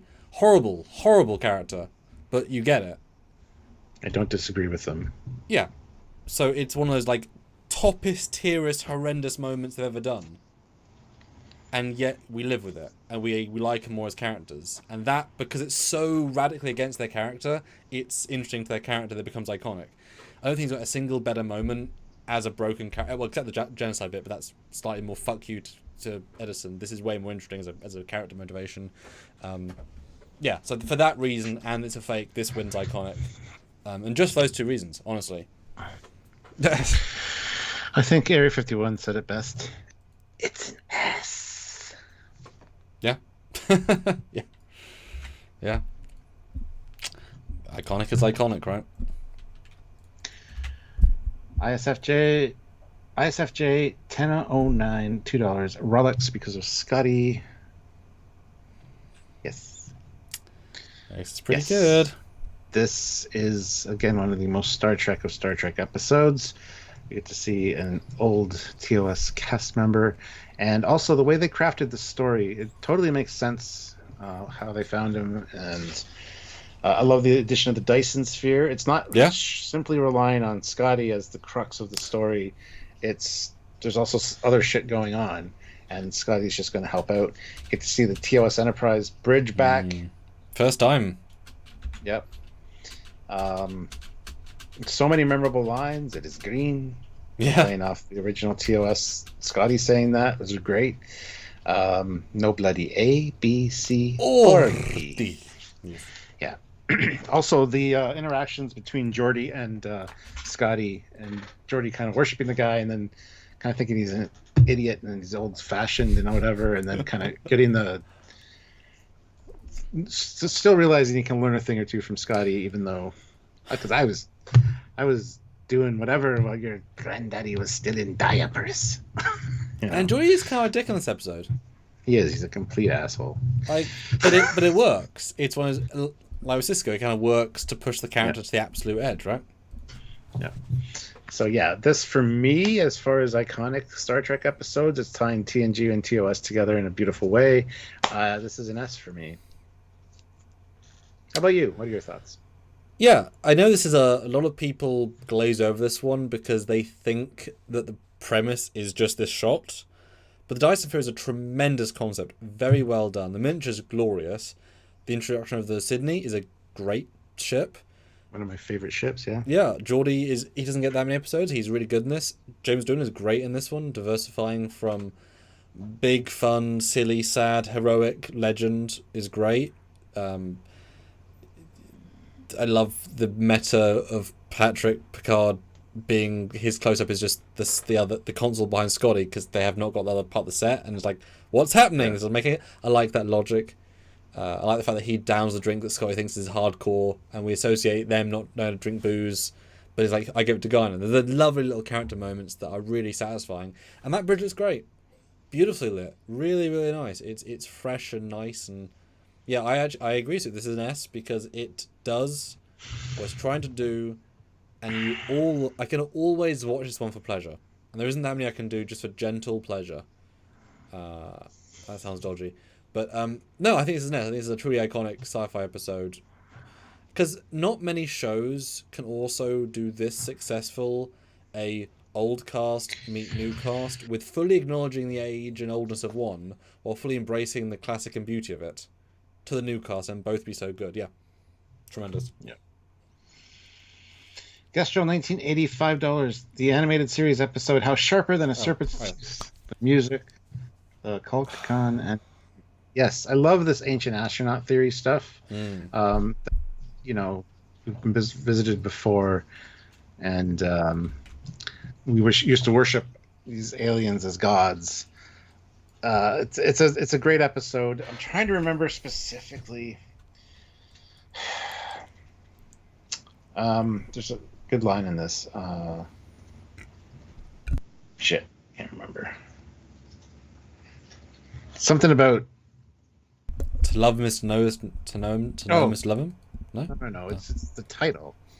When your children say bad things about you, how sharper than a serpent's tooth, kind of thing. I forget the exact quote, but I love the ancient astronaut theory and the ship that looks like this with the holographic projection as well. It's a nice touch. Yeah, great. I'm trying to remember the other aspect of the episode because this is like a zoo. Don't laugh at me. I don't remember. It's been a while since I've seen this one. Yep. But yes, the Ku Klux God guys thinks of all these as like children, and it takes care of them. And humans progressed past him, and so he moved on. Yeah, fantastic episode. A lot of great visuals in this one. See, because people haven't seen the animated series, and therefore it hasn't become iconic. I mean, D by that logic. I'm sorry, guys. It's not iconic, unfortunately, because it never got to the iconic stage. In the realm of the animated series, it is, though. Well, indeed. And we've made that clarification a few times here. But I'm very glad Kukulkan reappeared in Lower Decks, if I recall correctly. And that was great. But yeah, sorry guys. No, I don't disagree. All right, Olivia, $5. Disaster, G&G. You finally see the Enterprise vulnerable. Disaster's fantastic. They had a quantum filament or something. And yeah, the ship can't communicate. They don't know if the people on the bridge are dead. They're not sure if they should saucer separates.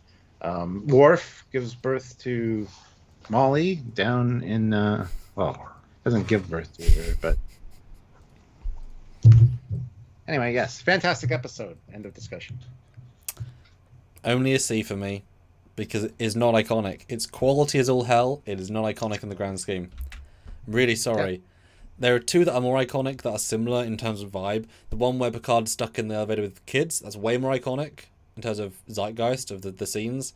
And the one where McGuff, whatever, steals a ship because he's the fake crew. Those are similar vibing destruction things, are both way more iconic. This is possibly the best of the three. Overall cool value, but sorry, it's not iconic in the same way. That's O'Brien before we had O'Brien in Deep Space Nine, because you really get to O'Brien in this episode. Again, I feel sorry about him. It's just not that iconic. You said a B? No, C. No. I mean, arguably D, even if we're going for metrics. I mean, certainly everything in C is more iconic. Yeah. D. Fantastic episode, though. You want to go D? Yeah. It's not iconic in the same way.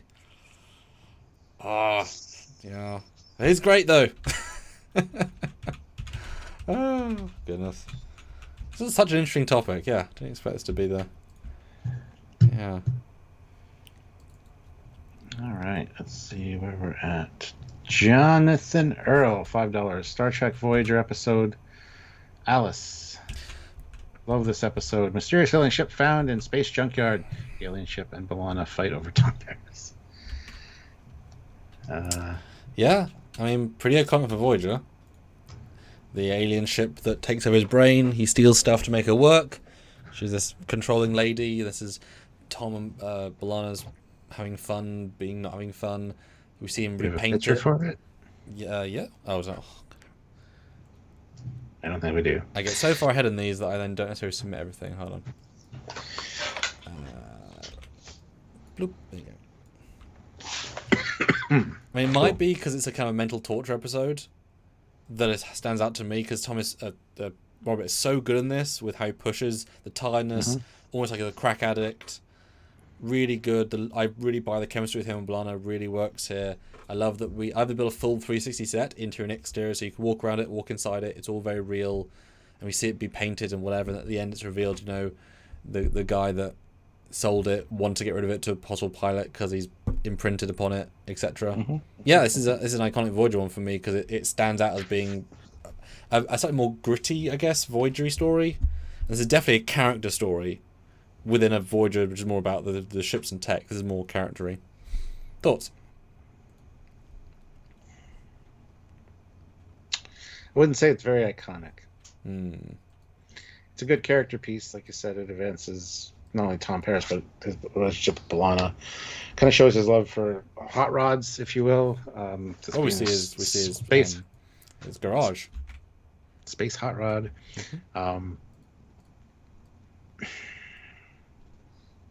It's a good, well-written story. I would not say it's iconic in any way. Not even Alice, the lady, and the makeup, and the costume, and this shot. I mean, this shot is pretty darn iconic. No? I'm not going to even say where to place it. You tell me where to place it. I would have said possibly a low B, because for Voyager, this would stand out as an iconic, like, oh damn. But I'm happy with a C, because it's, as iconic as several of those. At least in terms of the Voyager-ness. Yeah, we'll go with your B. Where would you have put it?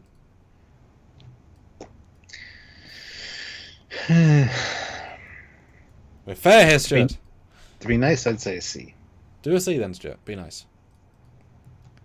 It's important that we're fair, Stuart. I'm never nice. Disagree. Okay. We're gonna have to call it soon for the last one because we got a few to catch up on here. We do, yeah. But in fairness, guys, I feel like you guys want to continue this. So, and we don't get you today. The pictures will be in the thing for another one because there are so many more iconic ones. So this is very good. Not a band account, $5. Star Trek TNG Season 1, Episode 4, Code of Honor. Fuck, I told you. Fucking told you before we started this. Somebody's gonna say that. Just be an asshole. Straight to A. It's extremely iconic for all the wrong reasons. Yara finds herself fighting for life and love. Can she resist Chief Luton's masculine charms? It's an A. It's one of those iconic TNG episodes, one of those iconic Trek episodes for all the wrong reasons. Sorry. It's super iconic.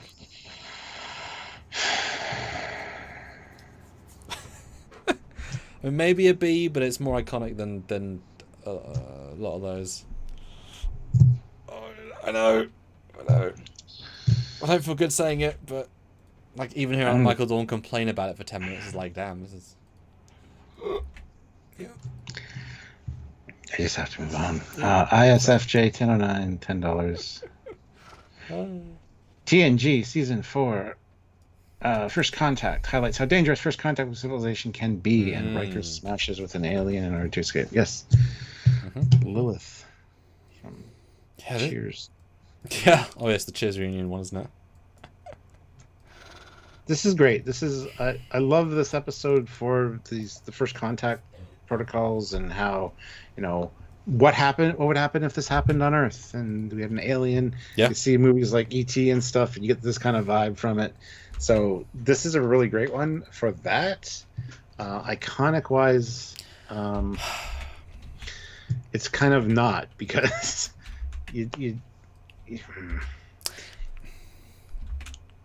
Go ahead. Go ahead. Say what you're going to say. I don't know how to. Yeah, I know what you mean. This is iconic to us because we love it so much. But it's one of those ones where it stays at like a 6 pace-wise the entire time. And a really good 6. But it doesn't really go beyond that. And there's like high-end political stuff at the end with I remember the other guy, and it's really good drama. But like compared to like Ardra, how iconic Ardra is, it's not even close, right? In terms of iconic. And it's oh god, it's not even as iconic as Shades of Grey, because that's bad iconic. Yeah, exactly. This is not one that people would list if you gave them like, name me 50 good TNG episodes. Yeah. They might come up with this one. Because there's so much time not on the ship that. Well, a great comparison is you compare this one to the Riker episode where he's in the insane asylum. That's freaking iconic. There's a lot of similar vibes here, but that one just totally outdoes this one in terms of icon value. Yeah. Yeah. It's an F. Yeah. Damn. It's a good story, though. It's one of my favorite TNG episodes for different reasons. Yeah. If you disagree with anything, make us change it with a super chat, because this is a really interesting rank. Yeah, you guys are doing. Yes. Yep. Sergeant Montgomery, $2. Enterprise episode 2. Good twist in a good season of Trek. E2. Yeah. Oh, E2. I mean, it's very good, but I wonder if the same logic applies or not.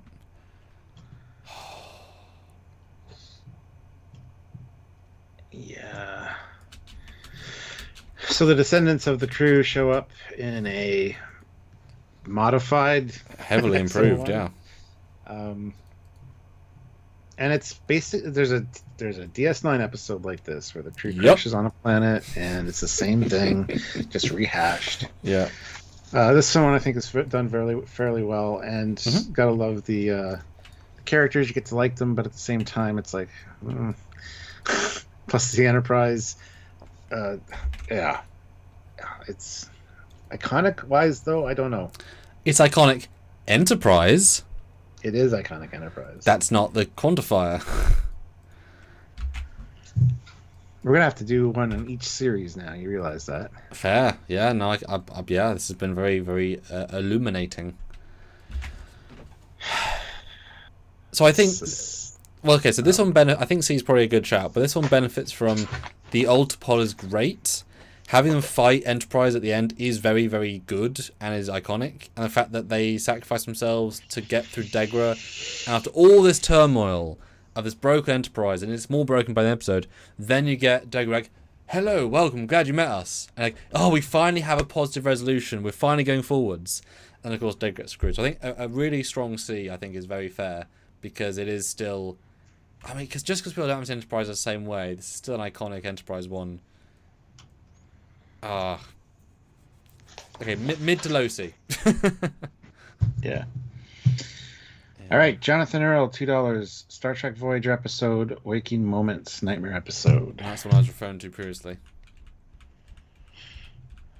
Where is the thumbnail or the picture for that one? It is.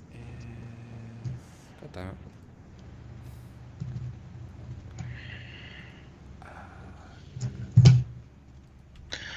All right, I'm calling it there. Jonathan Earl's $2 Enterprise episode, The Catwalk, is going to be the last one for today. Assuming we even get to that. Now there's 20 minutes left, but... That didn't even go through. God damn it. And you can see how many I've got there that I've prepped, but that one didn't screen cap either. Okay, what was that called again? Waking Nightmares. Or... But I got the one, it was the tap. Waking Moments episode, Nightmares. Yeah, there's the moment. Sorry, I'm venting at the computer for being annoying, but, you know, I picked a very specific moment that didn't come through. There it is. Alright. Waking Moments. Kind of a... Sort of a Voyager horror episode. Now, do you remember the episode? I know... Because that's an important thing to note. Tap, to make sure... But yeah, Because that's why I put that there, to give you the best chance of I remembering. know. Yeah. I don't remember a lot of the specifics. I mean, I summarized it previously with the whole, there's aliens that force them not to sleep, and it's always in their dreams, and everyone's getting really cranky, and then when they go to sleep, they fall asleep, but they think they're awake, and he keeps being awake and not awake, and then it turns out almost all of it's asleep, and it's a multi-layered plan by aliens to make them sort of lose, and then blah blah. It's a really good episode for Dakota. It's a really good, like, it's like the episode where there's no Void, where there's no stars. It's kind of a nice horror episode in that way, but that's more iconic. Honestly, give it another F. I like it a lot, but this is the only iconic thing about it is the tapping. It's not that iconic in the grand scheme. It's such a small moment to grab hold of, but it's just a really solid Voyager episode that is good, but it's not iconic. You remember enjoying it, but I don't know Can't watch it the again. specifics. Yeah, because I really like the last act reveal. It's great. Like it's a nice, the way they frame it is really good. But I just Oh man. Olivia, $5. TOS Doomsday Machine. I mean, that's pretty iconic. It is. This unstoppable planet-killing machine that is indestructible and took out a crew of the Constellation and got a. It's Moby Dick. That's what it is. Oh God, yeah. Captain Ahab kills himself to basically stop it, and sacrifices. Kirk stranded on a almost derelict ship in auxiliary control. Yeah, absolutely iconic for TOS anyway. Well, I think it should be an S. I think this transcendent media, this visual is iconic. Decker is iconic. Kirk, there's an S. But not anymore. I think it absolutely is an iconic episode. Yeah. We're allowed a couple of easy ones. Yep. Jonathan Earl, $2. DS9, Move Along Home. It's iconic, all right. Very fucking iconic. I found a great picture that really adds to the lore. Yes.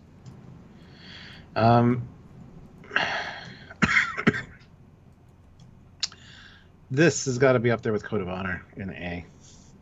For iconic, but for all the wrong reasons. I think this is a lot less iconic than Code of Honor, but that's also a length of time it's been around. This doesn't piss people off the way the Code of Honor does. This annoys people and they want to forget about it. Code of Honor pisses them off.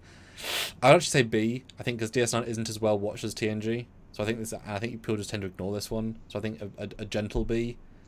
You sing this song everybody knows. I don't know if everyone would know. I don't know if I agree with that.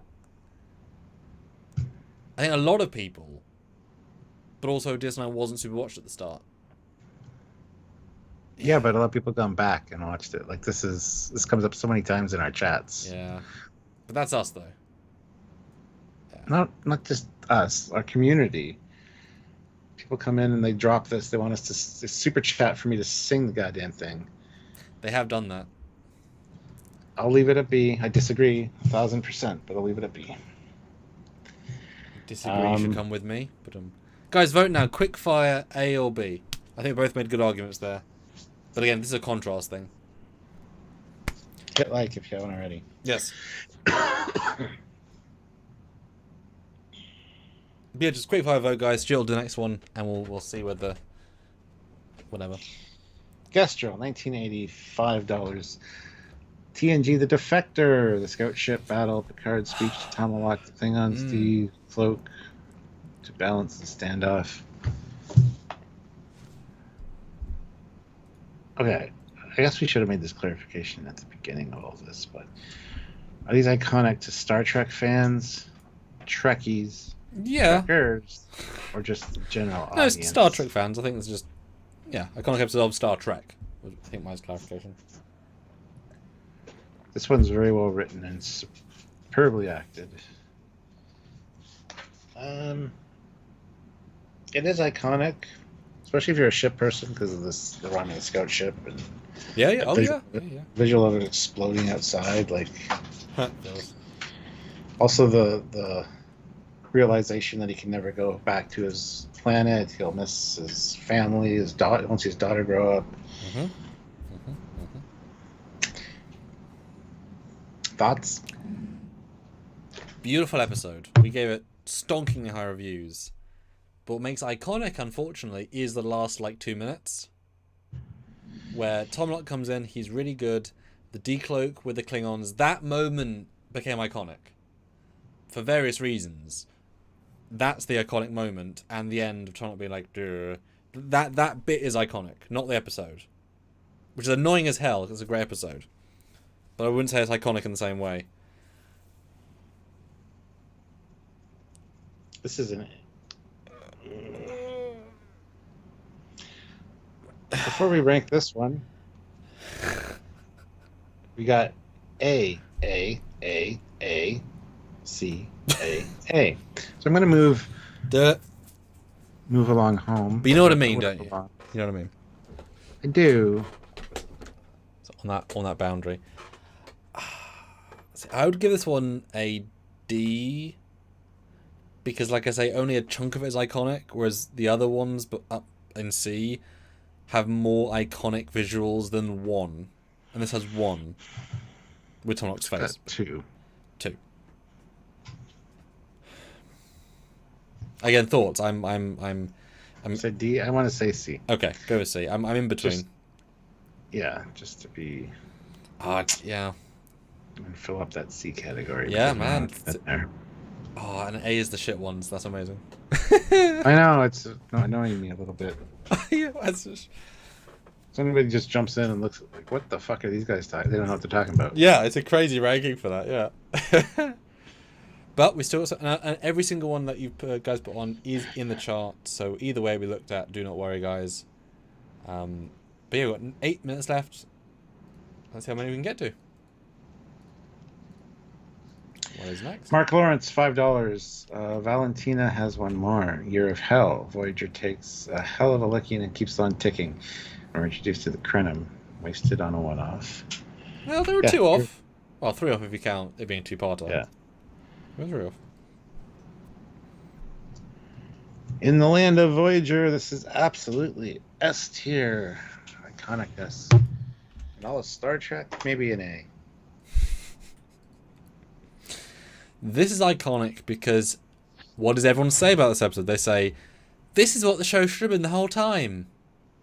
You hear that every goddamn time, at every convention, that's the non-hardcore Voyager fans' approach to this episode. It should have been every episode. So it's iconic for that reason alone, but also besides, most people say it's one of the best Voyager episodes. Most people joke about Kurtwood Smith being weirdly cast but amazing. Yeah, I think this is an A because I think it is iconic for what it made people want from Voyager, which is annoying, but that's a fine reason to be iconic, as annoying as it is. Yeah, I think A is very fair. Yeah, I think, yeah. All right. Jonathan Earl, $2. TNG episode Time Squared, 2 Picard's creepy episode. I mean, 2 cards sounds very iconic and memorable, but there was a picture of it here, but it's gone now. So we don't have that. We don't have this many standing by. In fairness, I wonder if it's like overloading or something. Whabam! No, if you put one right on top of another picture, it just deletes the original picture. On purpose. I know. Neither have I a few times, but it happens. Okay. I'm just telling you what happened. See, this one for me is damn iconic for early TNG because it's a hell of a concept. We kill the Enterprise several times. We have a feeling unreadable situation. We get a deranged feeling Picard, who then becomes a normal Picard, who then kills Picard. That's a lot of iconic shit happening, and we lose by killing our character. Or we win by killing our character. For TNG, it's very iconic for like how weird it is, and dramatic it is. But how does that transcend all Trek? Because this is a cool visual, right? All things here never happen again in any form. What's your gut?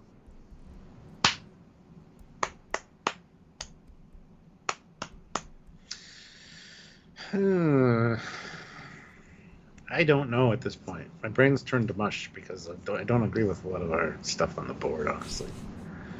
Yay! After not being in the conversation and like moving past it, looking back at it, I'm like, what the fuck were we thinking? Contrast, man. Contrast. Maybe we'll do. Well, I think we'll do a part 2. Maybe we can start that with a rearrange. Maybe.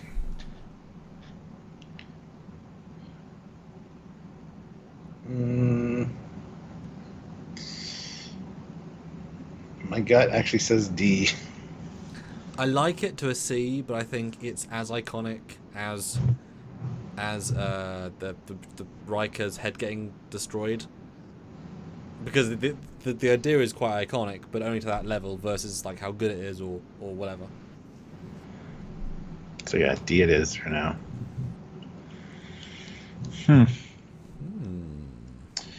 Jonathan Earl, $2. TNG episode Conspiracy. Love this episode. That's a little bit higher on the list, yeah. It's iconic for his head blowing up. Yeah, and the worms. Talked about this the other day. Yeah. But it's easily forgotten about after. I don't know. It's at the time, and when you're rewatching it, it's like, wow, there's lots going on. How many people have infiltrated Starfleet? And then they do the exact same thing in Deep Space Nine with the changelings. You're like, oh, there's only 2 of you on Earth, huh? Sweet. No bad account. Yes, if you want. We've got 4 minutes left. That would still be acceptable and appreciated.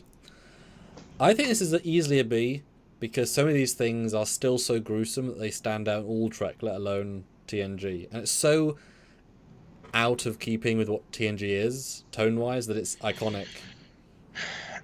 And it's the first black captain, the youngest black captain. She should get an award. And bringing back a guest star, don't often do that. And the 2 of them absolutely missing and dodging a phase blast in the corridor is iconically stupid. Yeah, this gets you know what I mean? This is so many iconic moments. It should be and the old guy throwing Riker around is like the Quinn. Yeah. This is a strong B because it's like it does transcend a bit of how like weird, and this puts into contrast how not iconic the last one was. That's a really good weird visual. This is actually iconic in how like weird and silly some things are. Yeah. And it could have been Borg. Pretty iconic too. Yeah. All right, last one, guys, and then we'll do the rest next time because we have in the buffer many. Let's see, how many do we have? We have 1, 2, 3, 4, 5, 6. Many. Do you want to read out who? Do you want to read out all the super chats now so everyone knows what we got, and then we can? Yes. Yeah. Okay. You want me to read them all now? Yeah, read all them out. We'll do the next one. We've got lots lined up, but let's give them the credit of who did what. Well, Kyle Wong is the next one with £5. DS9 Inquisition. Then we got Fearless Wolf, $2. The Magnificent Ferengi with Iggy Pop. He's a fantastic Vorta, by the way. Gastro 1980, $5. Okay, my last one. Trying to get you an A. DS9 Way of the Warrior, Worf joining the cast. First DS9 battle, epic crew, hand-to-hand fights.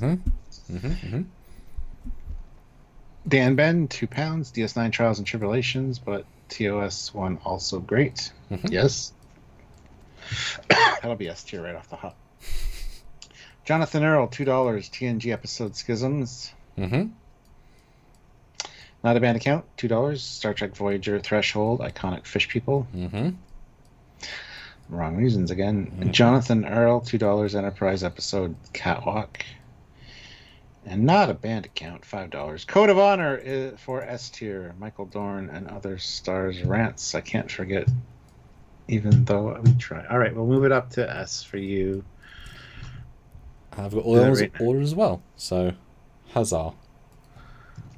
And yeah. All right, so we're talking now about Kyle Wong's Inquisition. First real appearance of Sloane. And the dimension of Section 31. Now, horribly overused. It have to be very iconic because Section 31 is still around because of this. I don't know if it's because of this episode directly, but this is really interesting because, first of all, I like Sloan. He's a fantastic character. Recruiting Dr. Bashir, all that is very interesting. But you're not sure what Section 31, how big it is, how capable it is, and unfortunately, it got blown out of proportion a little bit. So, iconicness, though, for this episode, it's not quite there. The Doctor's on trial for... What are they accusing him of exactly? I have no idea. Treason? Yeah, something along those lines. No, I could not tell you. No, it is treason because, yeah. I did tell you. Yay!